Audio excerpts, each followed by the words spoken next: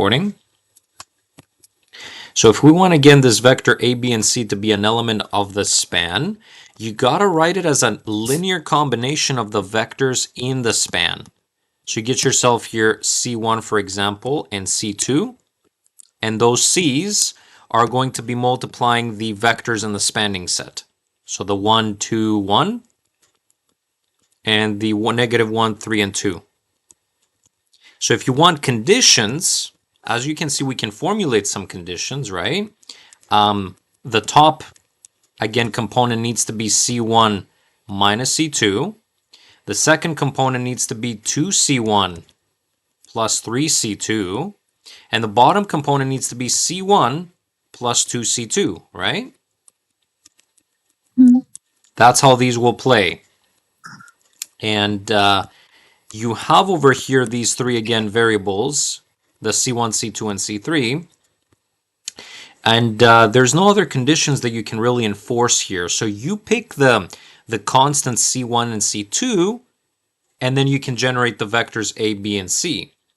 In fact, again, over here, that's all I would tell them. I would tell them only the first line. The second line here is just glitter, you know? So all that you're doing is just picking. You pick C1 and C2, and out comes the vector A, B, and C. We have the linear combination that will actually work with that. So there you have it. They have to be, again, this has to be a linear combination of the vectors in the spanning set. That's the condition that you need to have, okay? Mm-hmm. Beautiful. Let's keep pausing and unpausing here, too. So a spanning set is the total, what you can basically create given the tools at your disposal. So let me give you an example here to understand it better. If I give you a spanning set that contains right now a single vector 1, 0, this vector is literally just a unit vector in the direction x. That's it. That's the vector 1, 0, right? Mm-hmm. So what kind of objects can I create with this vector right now? Well, I can stretch this vector and I can multiply it by a negative sign as well and stretch it in the other direction. So I can create every single point. Think about it this way. Every single point that is on this axis right now can be obtained by this vector by multiplying it with some multiple right now. Some multiple. Mm-hmm. So at the end of the day, then, you are spanning a line. Do you see what I'm talking about here? Because you can actually reach all of these points on the x-axis with that vector. Just multiply that vector by some constant, right? Mm-hmm.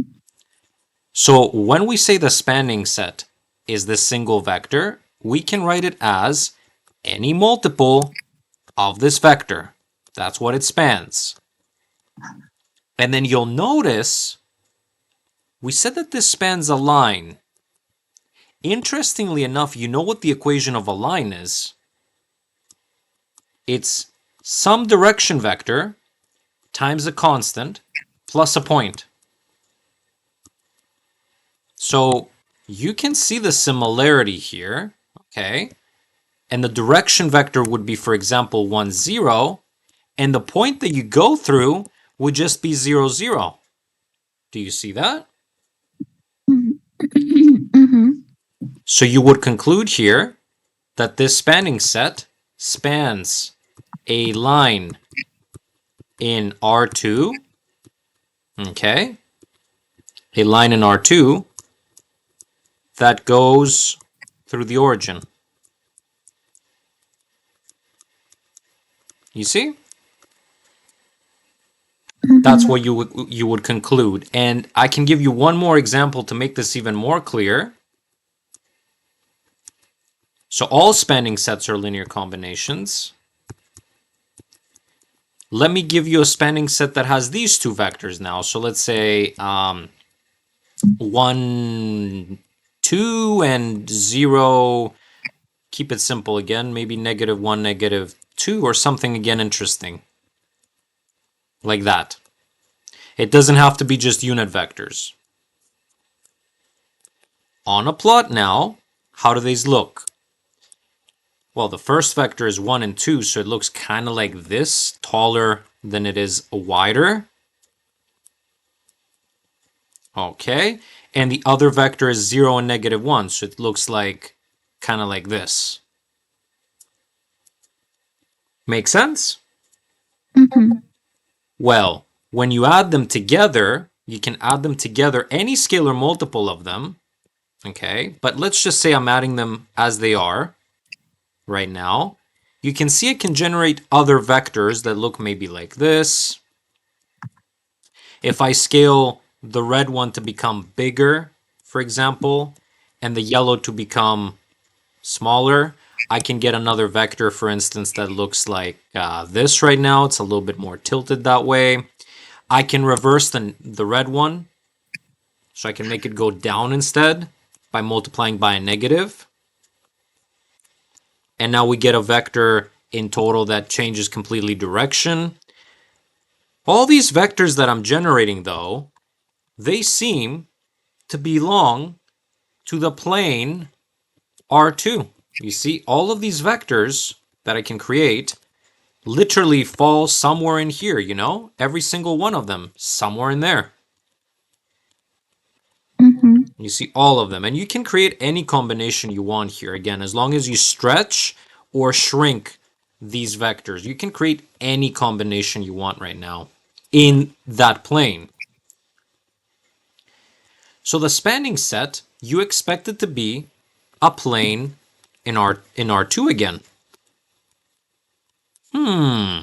So if I open this up and write the vectors as a linear combination, which is exactly what, again, the spanning set is, a linear combination of the spanning vectors, you see that I get something that looks familiar again as the equation of a plane, which is some constant times a one direction vector plus some other constant times another direction vector plus a point that we go through.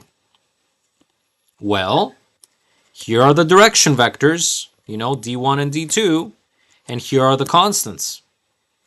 I don't know why I wrote C3 there. That should say C2, my brain. But basically, you identify this part right there. As for the Mm-hmm. point, it's again 0, 0. You see? Mm-hmm. Beautiful. So we conclude over here, Jacqueline, that this spanning set spans a plane in R2 that again goes through the origin. You see? Mm-hmm. So this is how I identify what kind of objects the spanning set spans. But now I have a different question for you to understand spanning sets a little bit better. So, can this spanning set right now, let's say this guy, so can S span a plane in R3? Let's think about that for a second. You need to span a plane in R3. What does that inquire you to do? Like, think about it. What kind of equation do we have for a plane if it is in R3? Um, the Mm-hmm. You the can follow it. vector. Sorry to interrupt you, Jacqueline. There's a little bit of delay from the online, so sometimes I might interrupt you. Sorry about that. Mhm. So that means there's three direction vector? You're close. That wouldn't want three direction vectors. It would still want two, but their components should be how many? Three. Three. That's right. So we need over here three components, right? So maybe here D1, D2, and D3, E1, E2, and E3, whatever, like this. But the vectors that you're given here are two-dimensional. 2D vectors can't span a 3D space. Can't span an object in R3. Simple as that.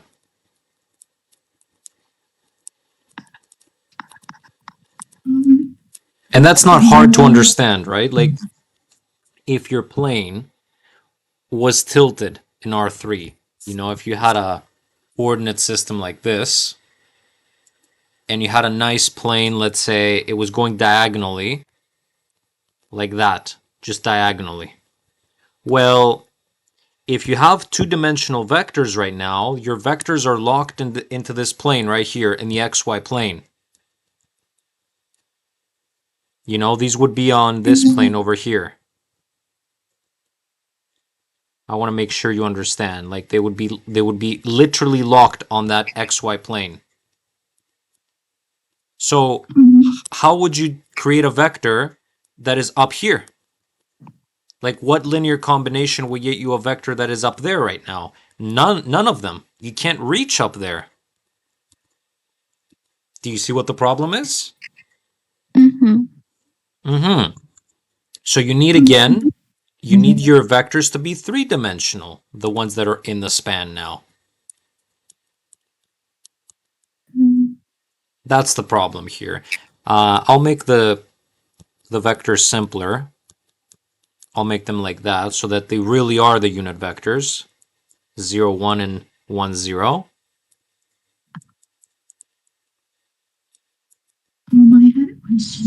Yeah, and this is a random vector here, random vector in that plane. There's no way of getting it as a linear combination of these, is there? No. Right, so that's why we conclude that the two vectors there do not span that plane. They cannot span a plane in R3. Okay. And of course, there's other questions like this that they can ask you. Determine if V equals 1, 2 is in the spanning set of, let's say here I'll give you a couple of vectors, 1, 1 and 0, 1. Okay, so determine if this vector is in the spanning set of these guys. Again, the question that you're being asked, the question that you're being asked is it possible to write, this is the actual question you're being asked, is it possible to write 1, 2 as a linear combination of the spanning vectors? That is the question under cover. Could you find constants C1 and C2 such that this vector can be created by this linear combination right now? Now, this type of question, super popular. Like this is a very common question for midterms, for assignments. So be mindful of it. It could be a 3D vector, 3 spanning vectors. It doesn't matter what it is. This kind of question is very popular. Okay. Beautiful. So what we do over here, simply, we write it as a system. C1 plus C, or 0 C2 here. So just C1. I'll actually write it like this. 1 times C1, I'll show you here, plus 0 times C2. We did this in the board of pass. It's a very similar technique. And then 1 times C1 again over here. And then, of course, plus 0, or rather 1 C2, excuse me. Can you hear me? Yes, I can hear you, Jacqueline. Oh no, that's Chavi. Okay, Xavi's here. 1 second. 2. So what's the difference before we answer this? What's the difference between a spanning set and a linear combination?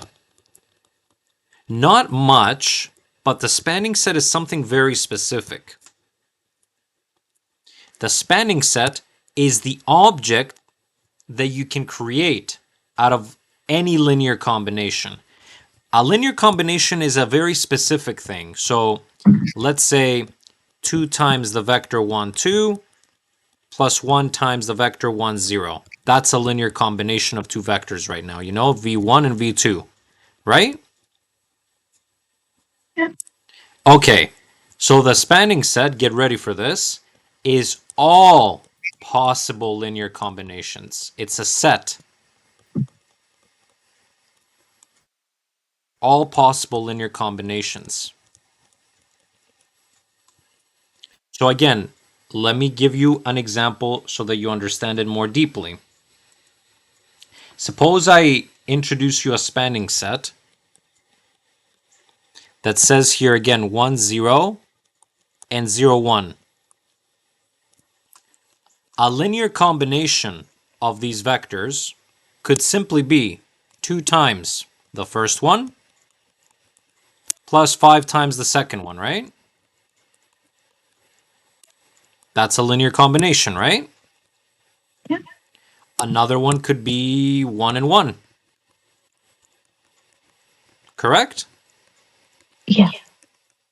Now, what happens if you continue doing this and you take all of them into consideration, every single one of them?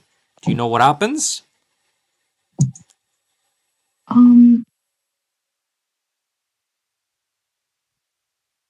plane would be formed. You get your spanning set back. So the spanning set here would account for every single possible linear combination. So that's the only difference. One is talking about a specific thing, a specific linear combination. The other one is collecting all of them together, all of this block together. Oh, so for example, in spanning set, the values, for example, it would be C1 and C2, but for linear combination, It's a there are specific number, values. yes. So the linear combination is an element of the spanning set. How about that? Okay. So this is an element out of the infinite that this has in it, right? An element of S. That's what a linear combination is. That's the deepest way you can think about it. Okay. What do you girls think about that? Makes sense. Perfect. So when we refer to spanning sets, all of the possibilities come into play. And when you think about all the possibilities, now it starts to make sense because, you know, all of the linear combinations of these vectors, you can get vectors, excuse me, that look like this, like this, like this, like this, like this, like this. You can get every single vector you can possibly imagine, the short ones, the long ones, the medium ones. And if you start putting all of these choices together, you suddenly realize, you know, when you combine every single point that they go to, you know, every single point that they can go to, you start to realize right now that you're spanning a very specific thing, which in this case would be a plane. You're literally describing the points that are associated on this plane. You see? Every single linear combination of these points will fall somewhere on here. Somewhere. I don't know where, but somewhere. And when you combine all of these points together, there's infinite of them, right? When you combine them all together, you make this whole thing red. And that's why we say you span a plane. Is it starting to click now? Similarly with the line that we did when Xavi came in. With a line example, it's the exact same thing that I was telling you. So you take this vector over here, the 1, 0 that I gave you, and you can create again, if you scale it by some constant, you can create a vector that looks like this, a vector that looks like this, one that looks like this, like that. And if you start putting all the points that these vectors point to, you realize that suddenly you're spanning a line. You see? That's how I knew it. You know, it wasn't magic. That's how I knew that this is going to span a line. There's infinite of these vectors. You see? Mm-hmm. All right. So what this question is about, which is an important one, is to check if this vector is a part of this spanning set. It can be rephrased as, can I write this vector as a linear combination of these? So that's exactly what you girls see me do over here. Okay? These are the linear combination constants. I gotta figure out if these are actually obtainable. I'm starting to put the equation together. And then in the next step, I realize that I can write the right side as a dot or a matrix product here. 1, 0, 1, 1 times the vector C1, C2. If you expand this out, you'll see you'll get, for example, this row if you do that multiplication. And if you do this one with that, you'll get this row. You see? Mm-hmm. Beautiful.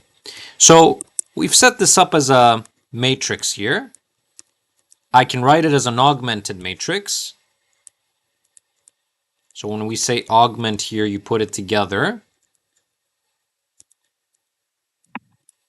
And I have here the constants 1, 0, 1, 1. And on the other side, the constants 1, 2. All I have to do here with the vectors that I gave you is one single move. Eliminate this guy. Take row 2 and remove row 1. To do that, you're going to end up with 1, 0, 1. 1 minus 1 is 0. 1 minus 0 is 1. 2 minus 1 is also 1. Turns out your constants are actually just ones. Let's check it. If you put 1 here and 1 here, you're going to add the vectors 1, 1 and 0, 1 together. That's going to get you 1 and 2. And that's the vector I gave you up there. There you go.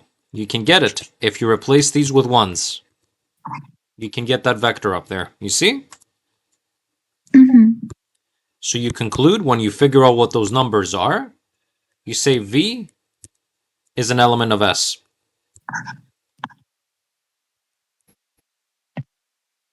That's it. So if you're clever, you will see these numbers very easily. You know, like the 1 and 1 will come to you as you're checking to see if they're linearly associated. You may be able to see these numbers without doing anything else. That would be good. If you don't see these numbers, or if you have a lot of vectors here that you have, like this has 5 vectors in it, it might be difficult to see these numbers.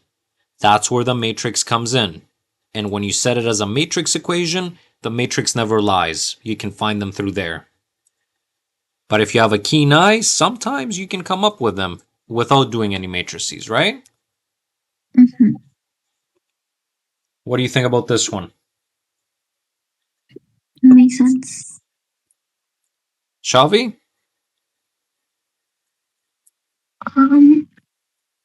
It's just a bit confusing. Tell me what part specifically is confusing, because I know this is a new topic. What part is confusing? like how do we start? Like, how do we know how to proceed when we see the question? Well, when you see the question, it will always say to check. And I have questions like that. I'm not kidding. Over here in the spanning sets. Probably here. Oh, and there's a spanning thing over here. Let me see. Oh, there you go. So it says, show that x1 and x2 is an element of this span by showing that x1 and x2 can be expressed as a linear combination of these guys. Is R2 equal to this span? Justify your answer. So, just like before, if you were to do a question like this, okay, all you have to show is that you can actually get constants C1 and C2 that will be able to have this guy expressed. This is exactly like the midterm question, by the way. If you go on your midterm question, it's almost identical, actually. The only difference was that this was a 3D vector. Show that it's an element of the span, right?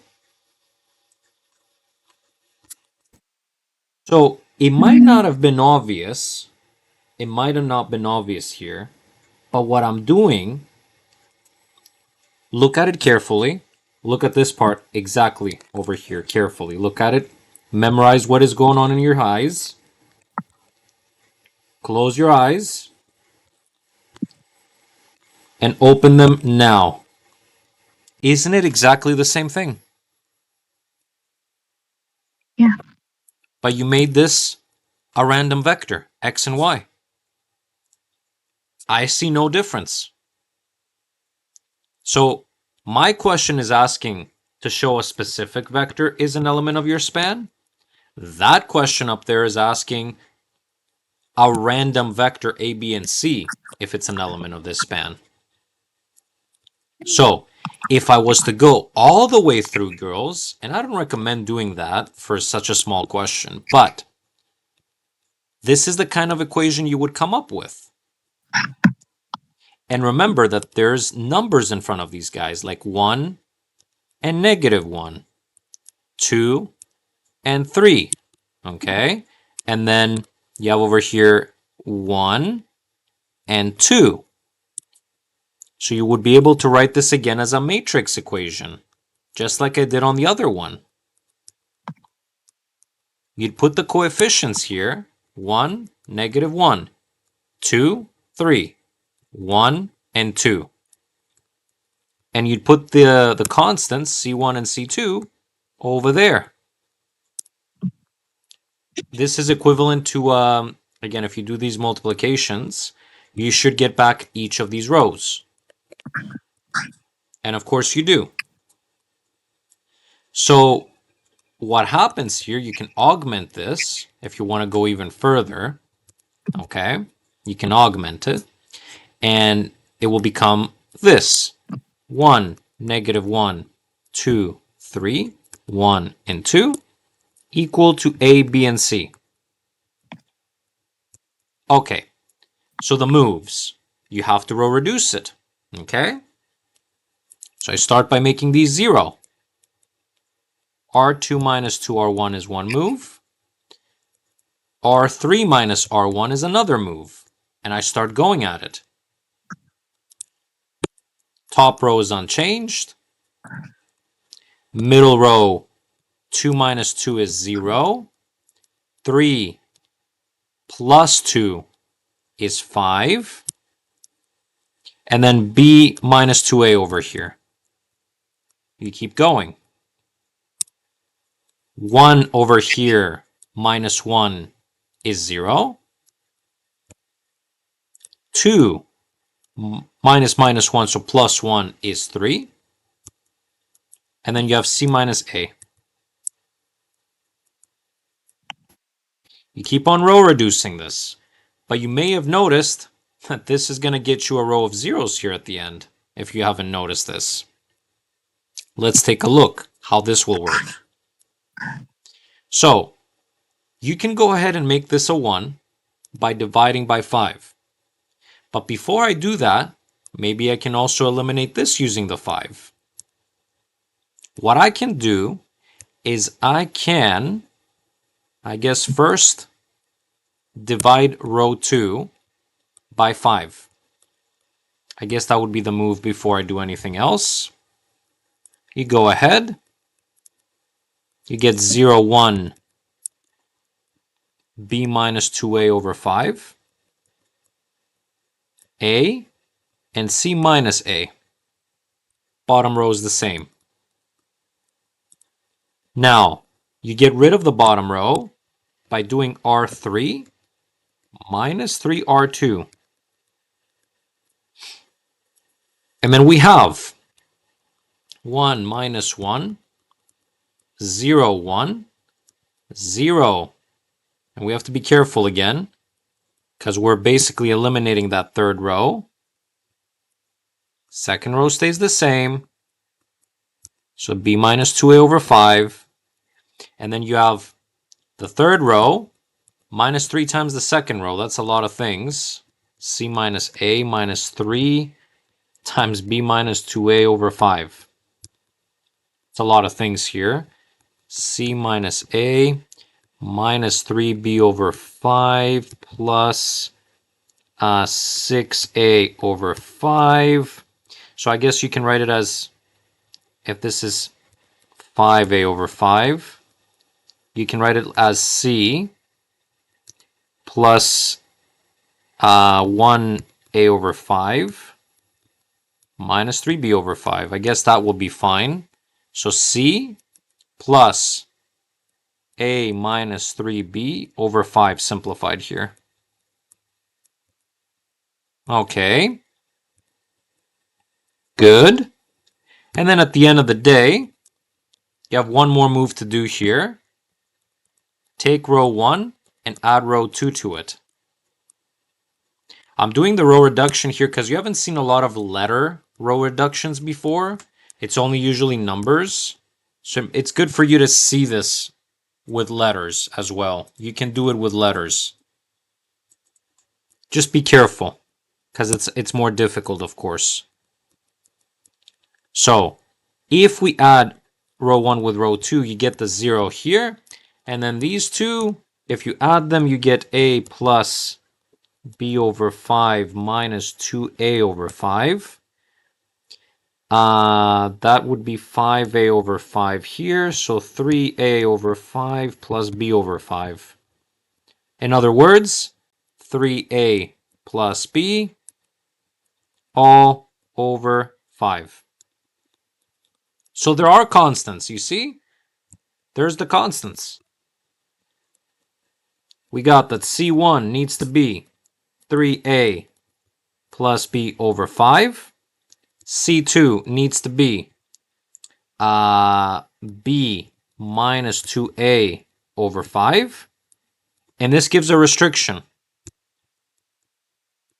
C plus a minus 3b over 5 needs to be equal to 0. In other words, 3b minus a over 5 needs to be equal to c. Otherwise, no solution.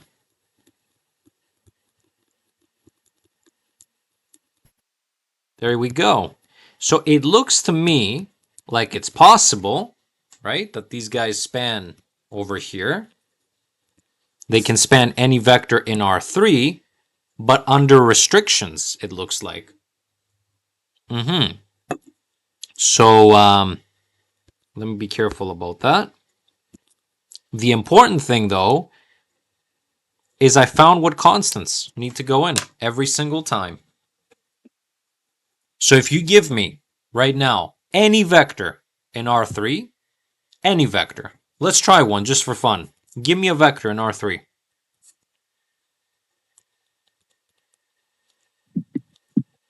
2, 3, 1. 2, 3, 1. You've identified right now what the A, B, and C are. You can see again that's A, that's B, and that's C. So immediately I have that C1 is equal to 3 times 2. Okay, plus B, which is 3, divided by 5. That is 6 plus 3, 9 over 5. C2 will be the B, which is 3, minus 2 times A, which is 2. You divide that by 5 again. That is negative 1 over 5. So let's see, is that true? The vector 2, 3, 1 is then equal to 9 over 5 and negative 1 over 5 times the vectors in the spanning set. And the vectors in the spanning set were supposedly, where are they again? 1, 2, 1, 1, 2, 1, and negative 1, 3, and 2. Negative 1, 3, and 2. Carry out the multiplications. Let's see what happens. 9 over 5 plus 1 over 5. The second one says 18 over 5 minus 3 over 5. And the third one says 9 over 5 minus 2 over 5. Let me be careful there. I didn't forget anything. 9 over 5 minus 2 over 5. Okay. So we get, that's 10 over 5 there on the top. So that's going to be 2. That is 15 over 5 there. So that's going to be 3. And that over there, what happened to the bottom one though? What happened to the bottom one? What happened to the bottom one actually? Because that should get me 1, right? So am I missing something? Did I miscalculate? Negative 1, 3, and 2, right? Negative 1, 3, and 2, and 1, 2, 1. Should be working all the way through. That means George has made a mistake somewhere in this mess of math. And he has to find it now. But no, it should be okay. You should be getting here 4, for example, for this one. Why are you not? Let me give it a check really quickly. So the reason it's not working is because the numbers you gave me right now are pretty random, right? They don't Yeah. probably obey this, do they? No. Okay, so what we want to do instead, to give our nice little example. All right, let me show you again what we want to do instead. What we want to do is pick the A and the B and then determine the C from this equation. So if the A and the B are that, you see here, the C will be left to be again determined by this equation. Remember we said otherwise we're not going to get a solution. And that's what happened here in front of your eyes. We didn't get a solution when I made the C random. So instead, what I'm going to do, I'm going to keep the A and the B as you see them. I'm not going to do anything to them. These don't even depend on C anyways, okay? They don't even depend on C. I'm not going to change anything about A and B, but I'm going to let the C be determined by the condition here. And let's see what happens now if I do that, okay? So C1 and C2 are right there, same numbers, but C is going to be determined by these guys over there. 3 times B minus A over 5. B is 3 for you. A is 2 for you. 9 minus 2 is 7. So 7 over 5 is what you're going to get for Mr. C. Wonderful. So we're saying here that the vector 2, 3, and 7 over 5 can be written as a linear combination of the spanning vectors, provided we make the constants again over here, 9 over 5 and negative 1 over 5. Is that going to work now? What do you think? Probably. 9 over 5 minus 2 over 5 is? 7. 5.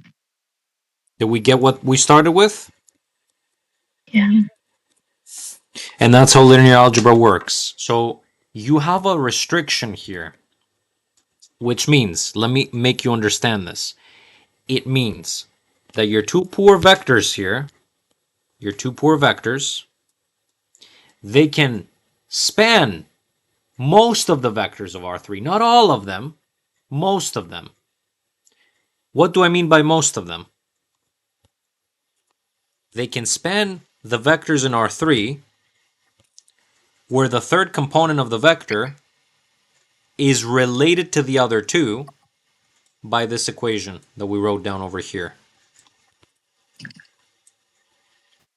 So it's not every vector in R3, it's vectors in R3 that obey this relationship. Pretty cool, huh? Will we like can we be asked questions like this in the exam? What's that, Shelby? Sorry, I didn't hear you. If they can ask questions like this? Yeah. This is usually more of a practice midterm level question, but be aware that you may have to row reduce again matrices with letters like this. Yeah.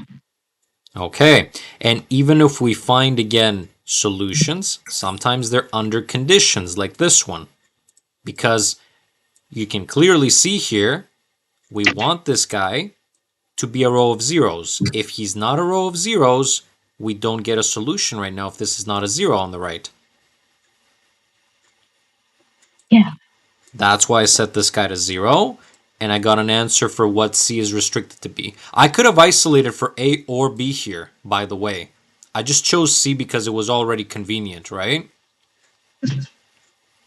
So, had I isolated here for A, right, you would pick B and C, and you would let A be determined by this equation. Does that make sense? Yeah. Perfect. It's not unique what I'm doing. Okay, and that's the question 2 here in full detail, how you go all the way through it. Difficult one, for sure. Mm-hmm. All right, let's see over here this one. Bases, you haven't done linear independence, you said, right? No. Mm-hmm. So I think, again, 2 is as far as they can go with that. Oh. There's a lot of linearly independent stuff here on this practice midterm, isn't there? Mm-hmm. Wait, what year is this? I think it's from 2021, one of these years, a few years ago. Let me pause the recording until we find a question. Okay. What happens if you take, again, the projection of another projection over here? When you're tasked with these kinds of questions, I like to just do the thing and see what happens, right? If you take two vectors, let's say the projection of right now another projection vector. Let's see over here. Let's call this guy, let's call him V, whatever you want to call him. So V is equal to the projection of U onto W right now, which I can open up. It's the dot product between W and U divided by the magnitude of W squared multiplied by the vector W right now, like that, in that order. If I wanted to find the projection of V now, because that's what we made that middle guy stand for right here, you see, I called them V. So if I want to find the projection of this V on W now, what would that look like? Same thing. W dotted with V this time, divided by the magnitude of W squared, times the vector W. However, you see I already have what V is upstairs. So I have two equations here, you see. I already have what V is upstairs. I can simply just move one equation into the other. 2 into 1. And check if that property holds. Let's see. So I move the projection, as you can see, the V guy. I actually move 1 into 2, sorry, not the other way around. So this goes into here. Let's see what happens. That means wherever I see V, I got to replace it with this. So W dotted with W dotted with U, like that. Let's see. And then divided by W squared, the magnitude. And then multiplied by W at the front like that. That looks good. Underneath, we have ourselves the magnitude of W squared, still. And then at the front again, the vector W. So how do we simplify that middle part, you know? Well, dot products are distributive. Okay. This is a dot product, and it will become a number. This is another dot product over here, W with W. So dot products, if the entries are not complex, you can always shuffle them around. This, for example, it's just a number. You can factor it out in the front. The whole thing is a number. All of that. And then you will be left with W dotted with W. Underneath, you're still dividing by W squared. And at the front, you still multiply by W the vector. So that's what I did here, you know. I factored this guy out. If it makes you feel more comfortable, we can extend this line like this and show it in this way. Now, whenever you take the dot product of a vector with itself, the answer is the magnitude squared. And it looks to me like these will cancel. Not only that, you now have W again dotted with U divided by W squared times W. And that is the projection of U onto W. Is that what they claimed? What the answer should be? Let's see. Projection of U onto W. Yes, this is correct. You see? I'm pretty sure that's not going to be correct, but with the same token, you can check these properties yourself. So, the perp, if you do the perp right now, for instance, of this vector, which again I'm going to call V. I've already found what V is, by the way. I can recycle the knowledge if I'm on a speed run. If I find the perp of V onto W, how would that open up? Perp of V onto W. This sort of conglomerate. And the way that you do it is by taking the vector V and subtracting the projection of V onto W. You can prove that geometrically. We've done questions like that with Jacqueline a few weeks ago. With the planes, shortest distances, we've seen this. Mm-hmm. So, okay, say I do that, and that's the perp of V. All right, what would be now V itself? Remember, V is the projection here of U onto W. That's what I've called V. So this is again equation 1, and this is equation 2. If I plug 2 into 1, what do I get? That the perp of, let's see here, the V again is getting replaced with the projection. I have to be careful. The V is supposed to be this guy here. So the perp of the projection. Okay, cool.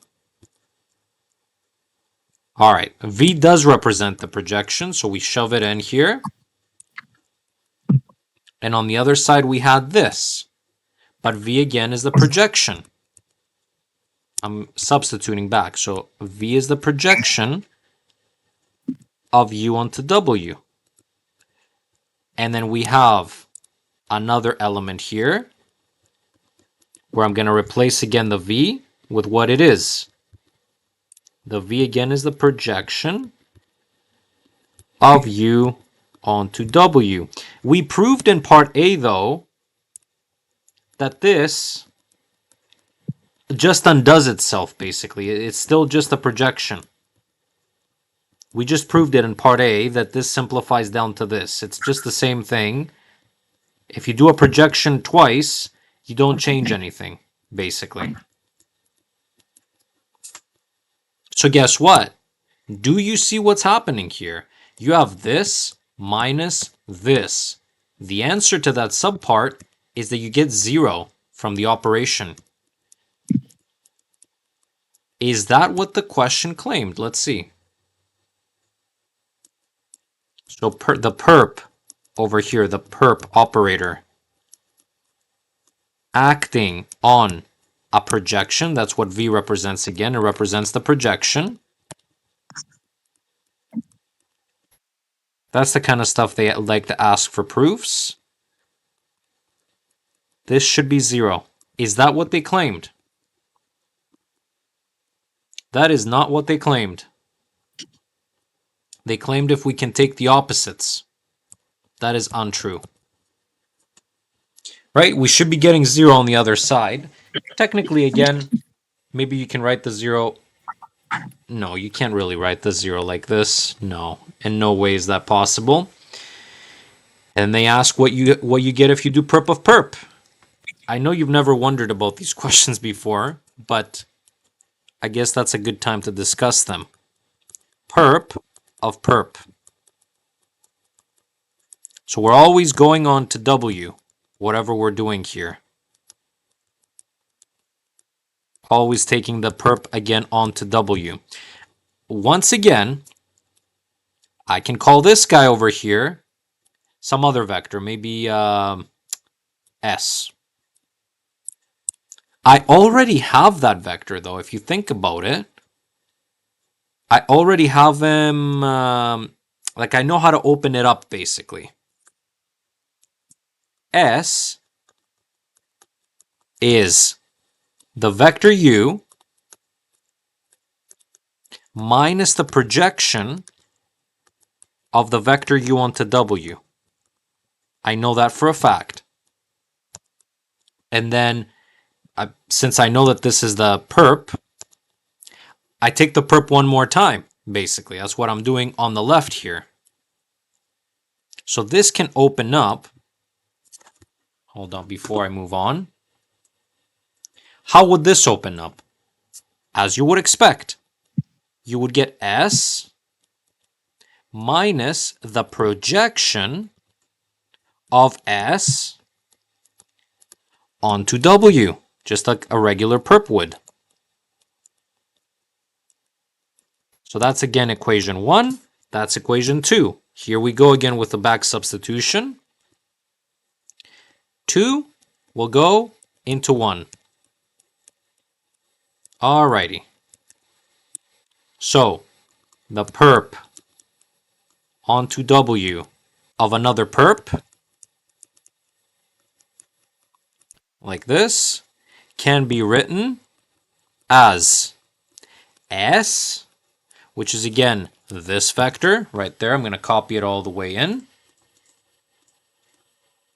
Minus the projection. So minus again the projection of who? Let's see. Of S. Here's S again. This guy. As you can see. So this goes under the argument. Okay. I keep these around. And the projection again is distributable. Right? So I get here myself minus. Be careful, be very careful here. We can distribute the projection. It's dot products, so we can distribute it on each piece of the vector.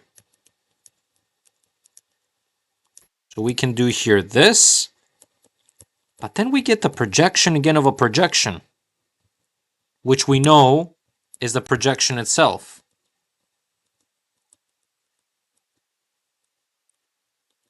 All right, so the projection again of U onto W. Again, this is this, and this is that. But again, from the part 1, we know that this is just the projection. Very nice. So some things will cancel here, as you see. That one, oh, actually, this is a negative and another negative there. Also, I'm getting 3 of them. Interesting. So at the end of the day, I have here 3 projection operators. Or one way that I could write this, is perp of u onto w minus 2 projections here. 2 projections of u onto w. That would be my final answer. So a perp of a perp is not exactly giving you a perp back. That's so weird to say. But it's true. I want to see if I also found the same things on my end when I tried this. The reason I think that I labeled this one correct is because apparently it's equal to 0, so I can write it as the projection of the perp as well. Both of these might be equal to 0. You know what? That's what's going on over here. I'm trying not to waste your time, though, at the same time, so I didn't pick up on this side to open it up. I think if you open this up, it also becomes 0. So you basically have a 0 equal to a 0 here. Technically, that's why that is true. We proved that this is equal to 0, though. Now, the other one over here, how come I got it that it's the same? Give me a second here. How come I got it that it was the same? The perp of a perp.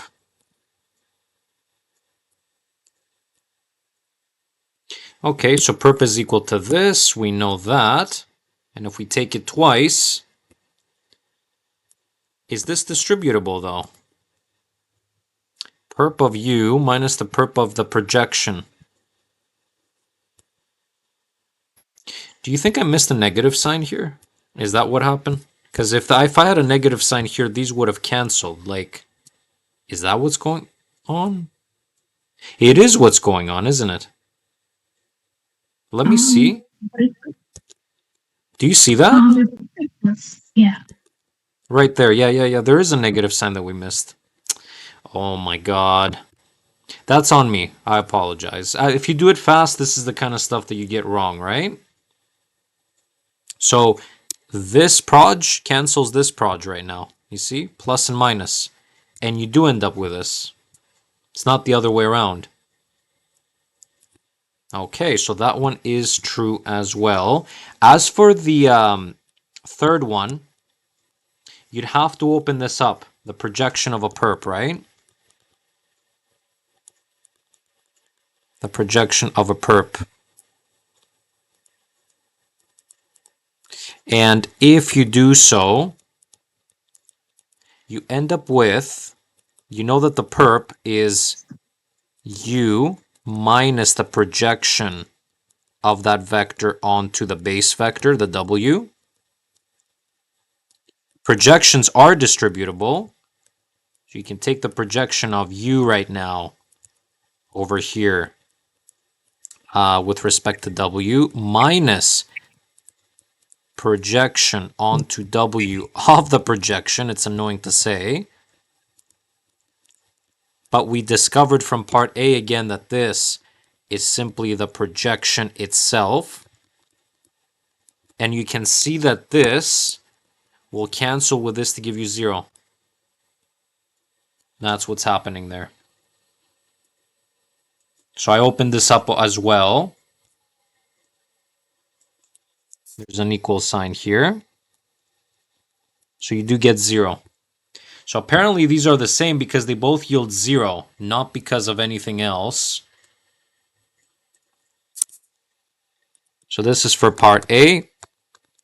I think this is for part C, though. Yeah, this is for part C over here. Proved again that both of them are 0. And the fact that they're equal. Okay, that was for C. And that was for B. All right, we've shown all the work here for how to prove these. Maybe it's worth knowing that the projection of a projection is the original projection, so you don't have to prove it, you know? Maybe it's worth knowing it if you're walking into such a midterm, right? Sometimes these will put you in an advantage instead of having to prove them on the spot. You could spare the 3 minutes doing another question, you know what I mean?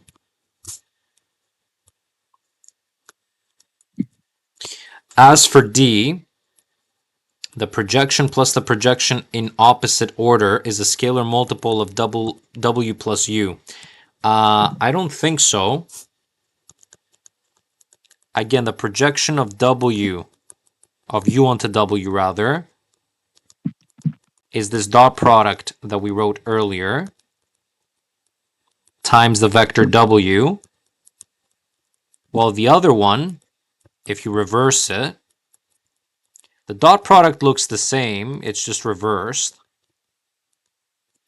And you're dividing by U's magnitude squared instead. And you're multiplying by the vector U.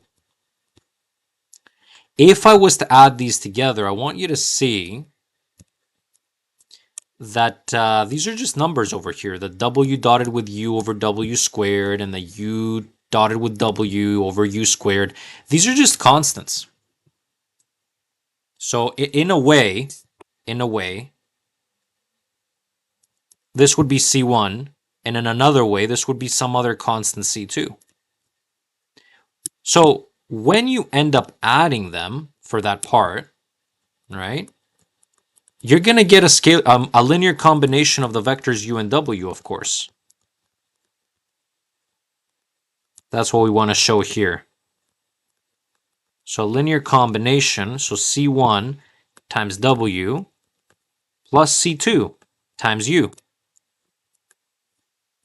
But I can't factor the C1 on the very outside right now. This is not equal to some scalar multiple of both vectors. You see? That's not the same, because these constants can be different right now. They are going to be different, actually. So I cannot factor them outside as one single constant. And the claim that they make there is that I can. Not a linear combination. It says a scalar multiple of W plus U. Not a linear combination. If it said a linear combination, it would be correct. So that's why this is not correct. All right. And of course, E is not correct by default. And that would be the work that we did for part D. Let me put it somewhere over here. Very interesting proofs, eh? With the projection and the perp that we went through.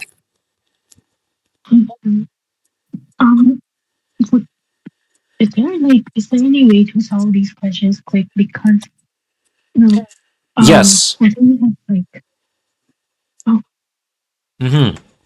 Let me tell you that this is a sample midterm, meaning, okay, that these guys right now are longer questions typically than what you will see on the midterm. There is no shortcut in doing some of these over here, Jacqueline, unless you actually know the properties yourself, that proj of proj is proj, perp of perp is perp. I would remember these. They might come in handy, you know? If you knew them, Jacqueline, if you knew them, you wouldn't have to do, for example, the first part at all. You wouldn't have to prove that the proj of proj is proj, right? And you wouldn't have to know, you wouldn't have to do B as well, that the perp of a perp is perp. You would just already know them. So this work goes away completely, literally goes away. And then the other parts here, because they depend on proj of proj, you see? They depend on proj of proj. And here at the bottom, again, proj of proj. You already know what you're going to get from proj of proj. So it makes the work for C very small than what it could have otherwise been, right? Part D doesn't care. I don't think anybody knows this by heart. that this is what's happening, right? You'd have to think about it a little bit. So all I'm saying is you have to come to the right balance of knowing information, just enough information, and just enough proof solving, like being able to put that information together to make a proof happen. So I would know perp of perp is perp and proj of proj is proj, so that I don't have to do this part, and my work would look like that. Now, I want you to remember something else. The reason why these are so long is because I'm teaching them to you. If I was on the test, as soon as I was here, and I remembered what these guys are, that this is C1 times W, some constant again times W, and another constant times U, I would already know the answer here, that it's false, because these constants cannot be the same. So I can't factor them when I add the two vectors together, right? Like I don't have to write it down. This is not required. They're not asking you to prove it. They're asking you if it's true or false, right? Yeah. This is just for your eyes right now. So I know a lot of people stress when I teach this to them. They're like, oh my God, how am I going to have time to write all this down? You don't write it down. This is mental gymnastics a lot of the time. You have to do this in your head. Sometimes, if it's short enough, right? You're going to do it in your head. I expect you to do this in your head when you arrive at the midterm, like midterm level, Jacqueline and Xavi, right? This type of thing in your head. Maybe this type of thing not in your head. But I'll just do a very sloppy writing on my sheet that I have free to write, and I would see if it's true or not. That's how I do these questions, okay? I also have just one more question. Of course. Like you said, that since these are the sample midterms, so the questions are also longer. Of course there's questions that are longer. What about the Mhm. you said that like you would have such long questions on midterms probably. What about the difficulty level? Like, would it be more hard than the sample midterms, or would it be No, a bit not more easier? hard. It's pretty similar to the like whatever they give you to study from here, it's pretty similar what you see there. Okay. So, what I would do again over here, because I hate multiple choice, I always tell students to stay away from them and start with the actual long answers. But again, to each their own. Everybody has a strategy. So if I go over here again, there's other proof questions like this one over here. These ones we canceled because you haven't done that stuff. Okay. Let me see here. Is this an easy one to prove? Let P1 and P2 be points in R3, and these are the direction vectors here, two direction vectors in R3. Consider these lines. They have different, again, points that they go through, and different, again, direction vectors. Which of the following must be true? L1 passes through the origin, then OP1 has to be 0. What do you think? If it passes through the origin, that line, then OP1 has to be 0. Um, like, does that mean that Mm-hmm. all of the points would be 0,0? Here's the Or thing. Here's the thing, right? Give me a line that passes through the 0, through the origin right now. Let me show you one, okay? So let's give you a direction vector like this. Here's your D1. And here comes again the line that you're spanning, yeah? Here's the origin. You do pass from the origin, right? yeah. So it's an option that you choose this to be 0. You could have, you might as well chosen this point over here or that point over there.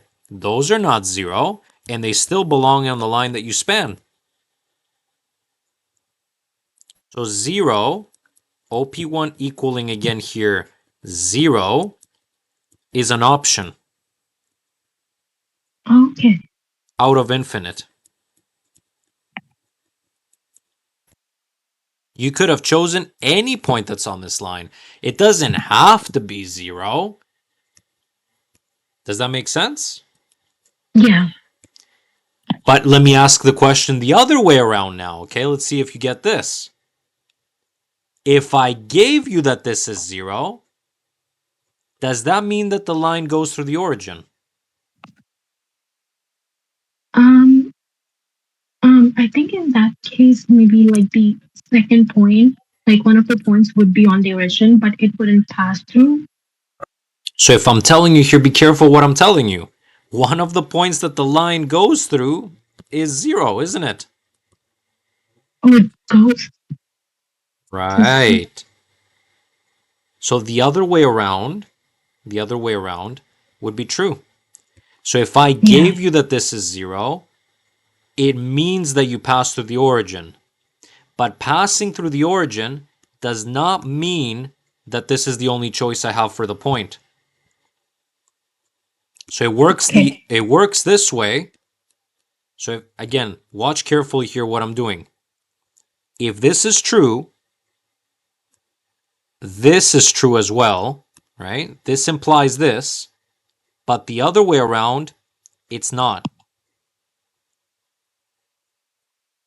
Because this is one of the options. You could have had infinite options, like we said, to pick from. Make sense? Yeah. Mm-hmm. All right, so in our case here, it's going to be an X. There is, it says, a plane in R3 that contains these lines. Okay. So how do I think about that one?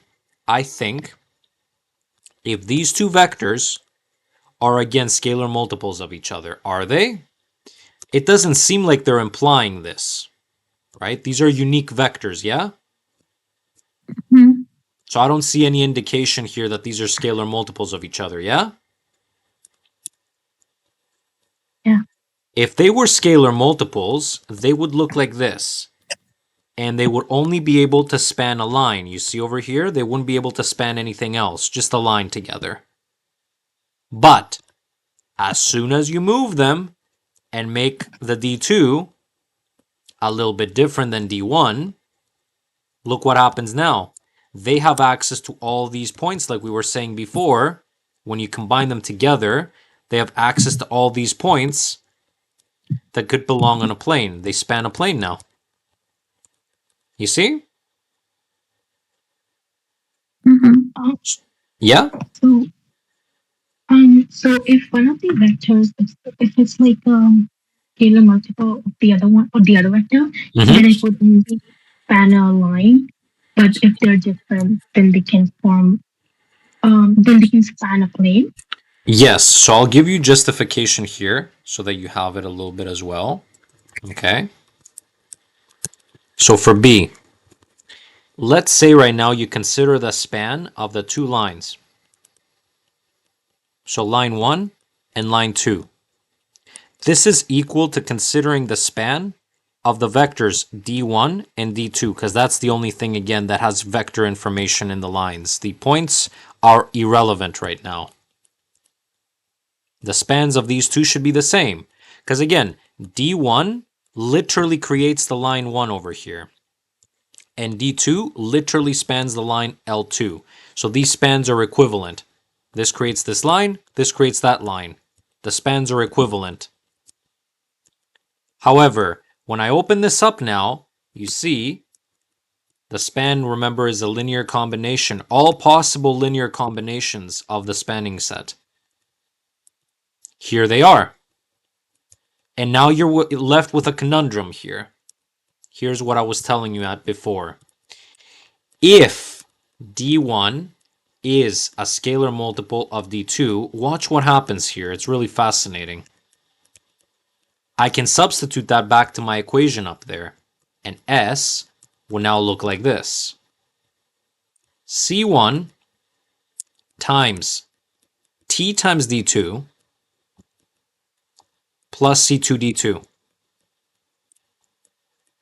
Now, isn't that interesting that I can just factor C1 times T plus C2 over here multiplying d2. That means the whole thing over here is just a fancy constant. I can call it c. Wait a minute. A c times d2? A constant times d2? That means that we're getting back a spanning set, but it only has d2 in it. Ah, so this would span only a line now. Oh, okay.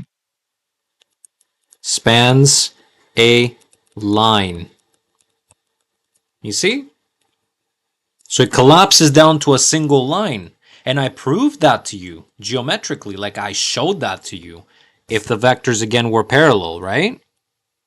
Yeah. How they can only have access to like points that are literally on this line right now. They cannot go anywhere else. Yeah. And you see if again d1 is not a scalar multiple of d2, and they look now like this, let's say, they don't have to be perpendicular. They just don't have to be parallel. They can create any vector in R3, in R2. Well, on the plane that is defined by these two guys. So the span opens up again as C1 D1 plus C2 D2. And that is very recognizable. It's the equation of a plane. You see, this is an equation of a plane again.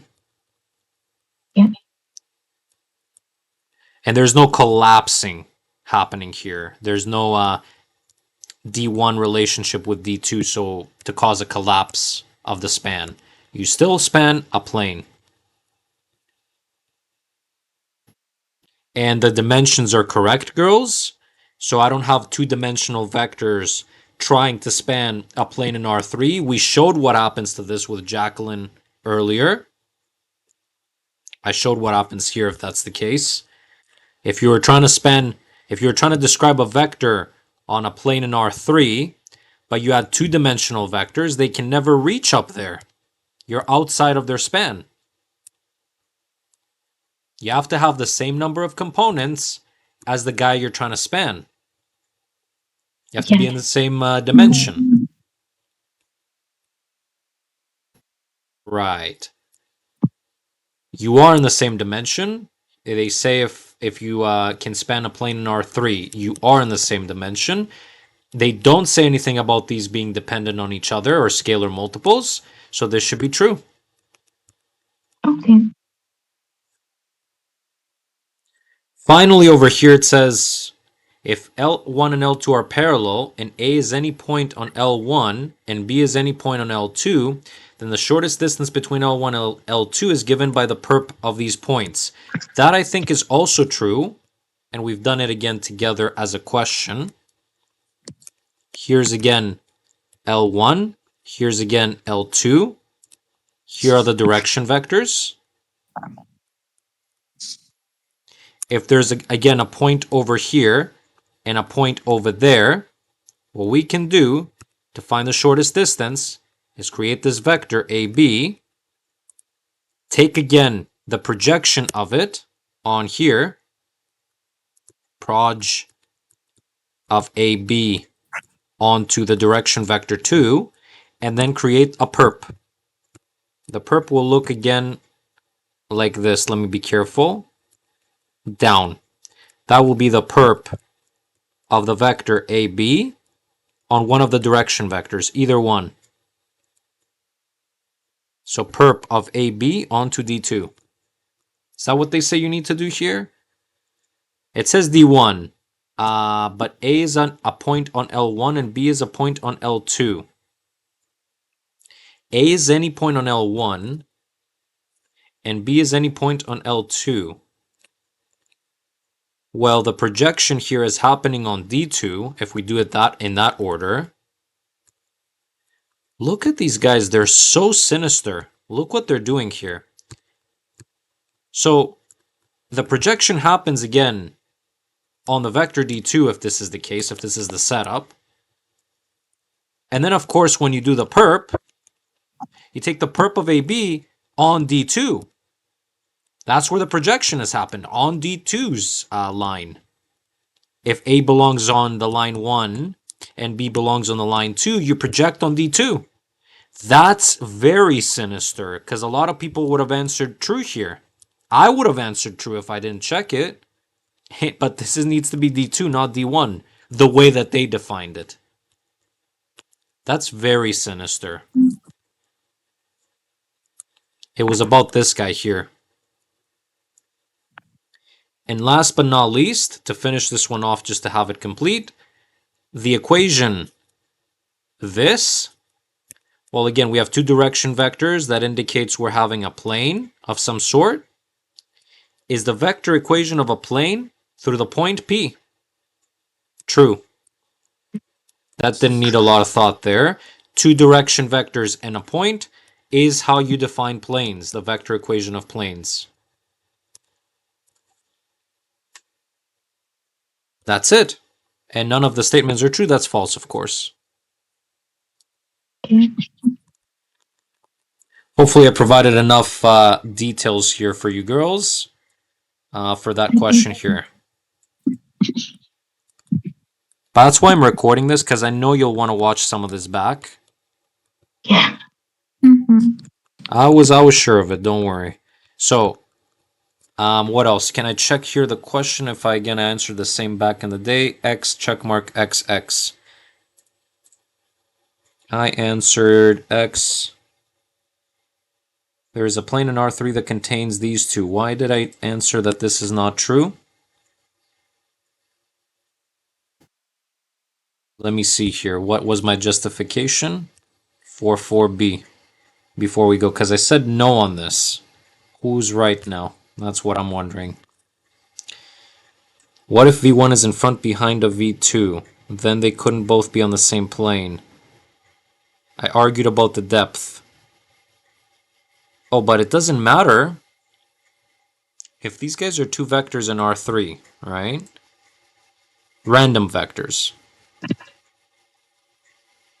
Is that a correct reasoning? Let me think. So if you have two random vectors in R3, random vectors, right? And they're not, again, on the same depth, but I can always make the plane adapt to that. I can always account for the depth over here. Is that something that I didn't see at the time? I'm wondering. So yeah, I get it being ahead or behind the plane. Let me think about that one. Let's put a hold on that one, okay? Let's put a hold on that one. But I still think you should be good. Because the depth, again, can be accounted by tilting the plane. Okay? Like, if you are ahead of the vector, like, let's say here, this is my computer screen right now. Okay? This is my computer screen that I'm drawing over here. And I have two random vectors. Like, one is, like, deeper than the other one right now. I can account for this by tilting the plane. So it can become like this. You see what I mean? I don't think I'm correct there on the old logic. I really don't think I'm correct because of this. I can literally see it right now. Like, I can tilt my perspective and create the plane. I can tilt the plane itself. So that's a plane in R3, tilted. It doesn't have to be flat. The plane, I was thinking in the past that the plane had to be flat. Like it had to be again like this, like my computer screen. But, and I'm correct in that situation, yes, you're not going to have them span that plane over here, my computer screen basically. But in general R3, they span this plane, these two vectors. You see it? So you can write any vector on that green space as a linear combination. So yeah, I think that I've gotten that wrong, actually. Because I always check back to see what old George has to say, because sometimes new George is in a rush, and he makes mistakes, you know? Anyhow, hopefully, again, this was a good explanation. And we're good to go. Any last minute questions?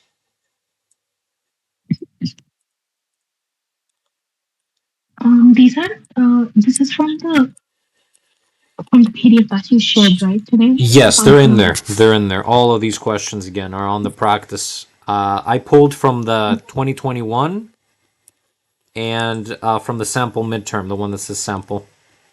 There's all of them that say sample, but one of them is not an actual midterm. Some of them are not actual midterms that I send you. They're practice that they posted. Any other questions?